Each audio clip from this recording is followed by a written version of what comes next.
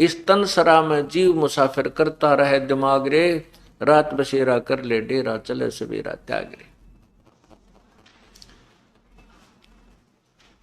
अब मनुष्य शरीर प्राप्त करके हम संतों के विचार तो सुनते नहीं। अब आप में घने समझदार बुद्धिमान बने बैठे हैं, अपनी अपनी अटकलों से अटके बैठे हैं। मेरा लड़का ऐसे पढ़ गया, वो इंजीनियर बन गया, मेरा लड़का ऐसे पढ़ गया, आईएएस कर गया, आईपीएस कर गया। अब वो जो पढ़ाई उन्होंने पढ़ी है उसमें तो विद्वान हो गए वो, इसमें तो कोई शक को नहीं। लेकिन परमात्मा ने जो परमात्मा को प्राप्ति का जो ज्ञान है और इस मनुष्य शरीर का जो उद्देश्य है वो तो ज्ञान उनको ना हुआ। फिर वो अपने अपने दिमाग से अटके रहते हैं। इस तन सरा में जीव मुसाफिर करता रहे दिमाग रे, अपनी अपनी कहते रहते हैं, इसने काम बने नहीं। अपनी अपनी कह गए इस दुनिया के मां, बिन साहेब की बंदगी की ठौर ठिकाना न। अपनी अपनी तो दुनिया कह के चली जाती है, और बड़े बड़े वैज्ञानिक भी पता नहीं क्या अन्वेषण करके चले गए, लेकिन आगे क्या होगा। जो परमात्मा की भक्ति नहीं करते थे और जो ये एसी बना कर चले गए, जहाज बना दिए, ये उन को नहीं मिलना है। वतना बेरा कि तो कुत्ते और गधे की जुन्नी में गए होंगे, क्योंकि परमात्मा की भक्ति उन्होंने करी नहीं। इस प्रकार इस तन सराय में जीव मुसाफिर करता रहे दिमाग रे, यो रात बसेरा। ये पूरा जीवन आपका एक रात्रि समझो, इस धर्मशाला में आप अपना टाइम पास कर रहे हो, और जब ये जीवन अंत होगा, आपके शरीर का अंत होगा, जब आप शरीर छोड़कर जाओगे आपका सवेरा होगा।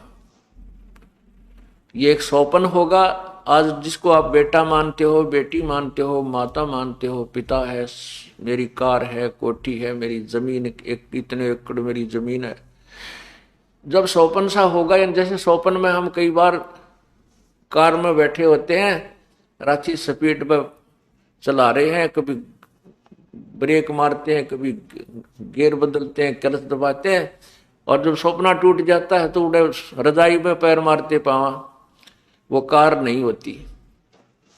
तो ऐसे ही जब ये शरीर छूट जाएगा, उस समय आपका वो सपना टूटेगा, यूं सवेरा होगा।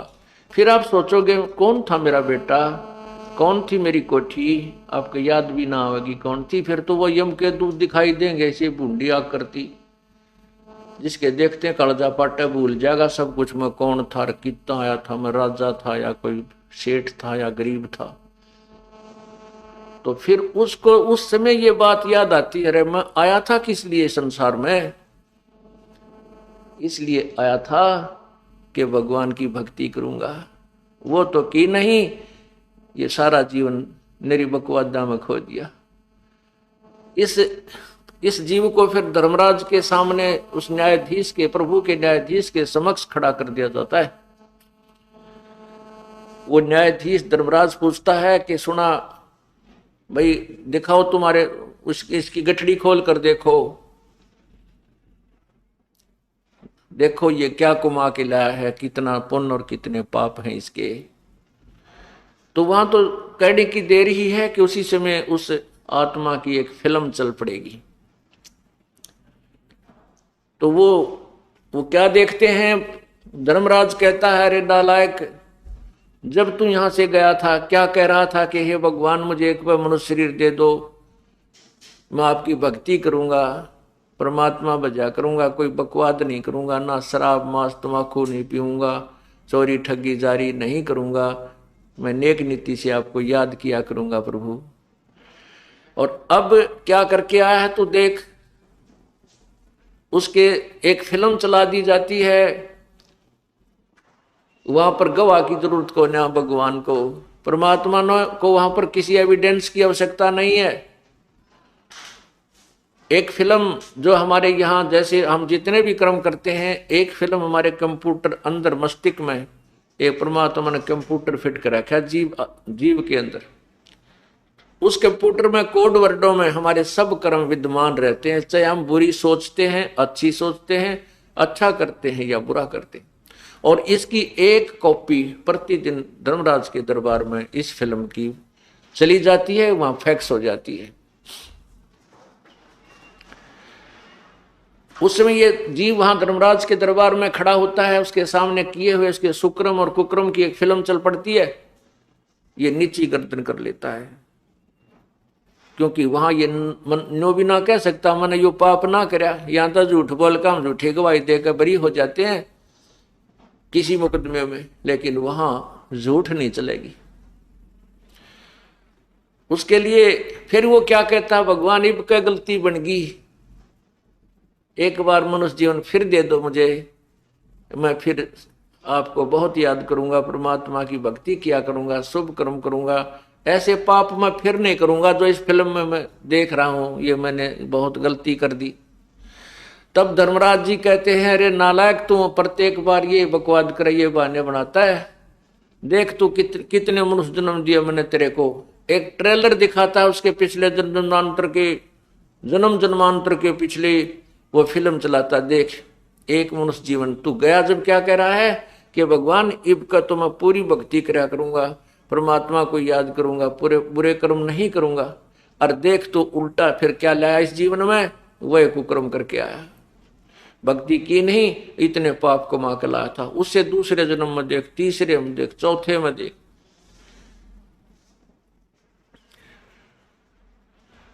फिर उसको कहते हैं कि चल बेटा अब तो तू गधा बन, फिर कभी तुझे मनुष्य शरीर प्राप्त होगा, फिर देख लेंगे के कला तोड़ेगा तू। पुण्यात्माओं, आज हमें यह मनुष्य शरीर मिला है, सभी सदग्रंथ और सभी संतों के जो विचार हैं जिन्होंने परमात्मा पाया है, वो सभी ये कह रहे हैं कि मानुष जन्म दुर्लभ है, भाई मिले न बारंबार, और जैसे तरवर तो पत्ता टूट जाओ फिर नहीं लागे डर।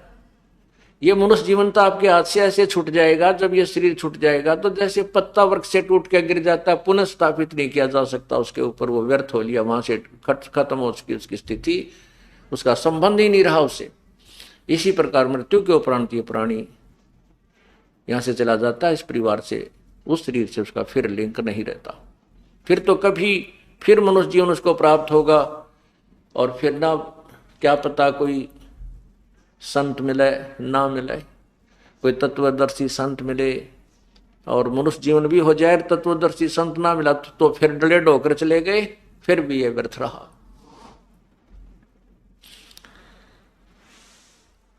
इस प्रकार परमात्मा हमें याद दिलाते हैं कि उमदा चोला बना अनमोला, ये लगे दाग पे दाग रे, या 2 दिन की गुजरान क्यों जड़ा बिरानी आग रे। बिरानी आग, बिरानी आग कैसे जल रहे हैं, और दाग पर दाग कैसे लग रहे हैं। हम अपने स्वार्थवश ऐसा घिनौना कर्म कर देते हैं, किसी की का डाका मार लेते हैं, कोई और घटिया कर्म कर लेते हैं पैसे कमाने के लिए, किधर मिलावट कर देते हैं। परमात्मा के पास एक बहुत ही सेंसिटिव बैलेंस है, बहुत ही जो त्रुटि रहित एक तुला है, उसके अंदर वो तोलता रहता आपके जो जैसे भी कर्म आप करते हो, और फिर उन किए हुए पापों का आपको परिणाम भोगना पड़ता है। एक व्यक्ति उच्च अधिकारी था, उसने एक उच्च पुलिस अधिकारी था, उसके पास एक विधवा स्त्री दरखास्त लेकर गई, प्रार्थना लेकर गई कि मैं बचपन, मेरा एक ही लड़का हुआ था, मैं विधवा हो गई थी, मेरे 18 एकड़ जमीन मेरे जो यहाँ के हकीकी अर्थात इस मेरे देवर जेठ आदि प्रयोग करते थे, मुझे उसमें से कुछ हिस्सा दे देते थे। मैं अपने घर पर पीहर में अपने माता पिता की वहां रह रही थी, वहीं पर मैंने अपने बच्चे को पढ़ाया लिखा बड़ा किया है, पाला पोसा है। अब ये जवान हो गया है और मैं अपनी जमीन मांगने के लिए, प्राप्त करने के लिए उन देवर जेठों से कहा, प्रार्थना की, तो उन्होंने मना कर दिया। कृपा मेरी जमीन मुझे दिलवाएं। अब उस बड़े अधिकारी ने उस स्त्री से कहा, उस बहन से कहा कि आप दरखास्त दे जाओ, मैं इंक्वायरी करता हूं। उसने उसकी इंक्वायरी करवाई तो उसको पता चला कि उनके अभी कब्जा नहीं हुआ था। कुछ एक ऐसा नियम है कि इतने वर्षों तक उसके नाम चल पड़े दूसरे व्यक्ति के तो उसके कब्जा माना जाता है, फिर वो मालिक उसको ग्रहण नहीं कर सकता। उस अधिकारी को ने पता करवाया कि उस पर कोई कब्जा नहीं है और आसानी से उसको छुड़वाया जा सकता है। अब उस अधिकारी के मन में लालच आ गया कि 16-17 एकड़ जमीन है, कई लाखों रुपए की है, और इस स्त्री के पीछे कोई अप्रोच का आदमी भी नहीं है। इन सब विचार, सब प्रकार से सोच के उसने जब वो जिस दिन वो बुलाई थी वो स्त्री वहां गई बहन, तो उस अधिकारी ने कहा कि तेरी जमीन नहीं छूट सकती, इस पर तक कब्जा हो चुका है। हाँ, मैं तुझे ऐसा कर सकता हूं कि उनसे 10-20 हजार 50 हजार रुपये दिला सकता हूं, नहीं तो वो भी नहीं मिलेंगे।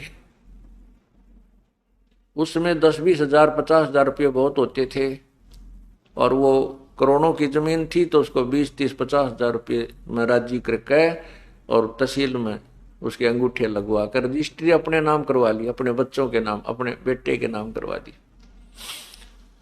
इकलौता पुत्र था उस पुलिस अधिकारी के। अब वो वृद्धा, वह बेचारी बुढ़िया अपने बच्चे ने लेकर 50-60 हजार रुपये लेकर के की तो वो रहने लगी। अब उस अधिकारी का एक ही पुत्र था, अच्छा पढ़ लग गया, एसडीएम की नौकरी लग गया, ब्याह की तैयारी हो रही थी, शादी की तैयारी थी, उसी दिन एक्सीडेंट को प्राप्त हो गया। ओए होए होए, जिस बेटे के लिए उसने ऐसा कुकर्म किया, उस वृद्धा की आत्मा दुखाई, वो बेटा ही ना रहा। जिस बेटे को सुखी करने के लिए उस नादान आत्मा ने अपनी पावर का दुरुपयोग किया, अपनी शक्ति का सत्ता का दुरुपयोग किया, फिर वो टक्कर मार कर रो रहा है, टक्कर मार मार रो रहा है। याद दिलाते हैं परमात्मा, संत जन आकर के हमें प्रभु की महिमा, उसके विधान से परिचित कराते हैं कि उमदा चोला बना अनमोला, लगे दाग पे दाग रे, या 2 दिन की गुजरान जगत में क्यों जड़े बिरानी आग रे, या बिरानी आग अपने ऊपर घेर ली उसने। पुण्यात्माओं, ये सभी जो समाज में कुरीतियां फैल रही हैं, समाज में जो अराजकता फैल रही है, समाज के अंदर जो मानव समाज के अंदर आज प्रेम रहा नहीं, केवल पैसा पैसा दिखाई देता है, भाई बहन का प्यार नहीं, माता पिता का प्यार नहीं, केवल स्वार्थ इतना गहन हो चुका है कि इंसान कति बेशर्म हो लिया। इसका यही कारण है कि उसको तत्व ज्ञान नहीं है, वह भगवान से के विधान से पूर्ण परिचित नहीं है, सत्संग में नहीं आता है। जो इंसान सत्संग में आएगा उसको परमात्मा के विधान का ज्ञान होगा, फिर वो गलती नहीं करता।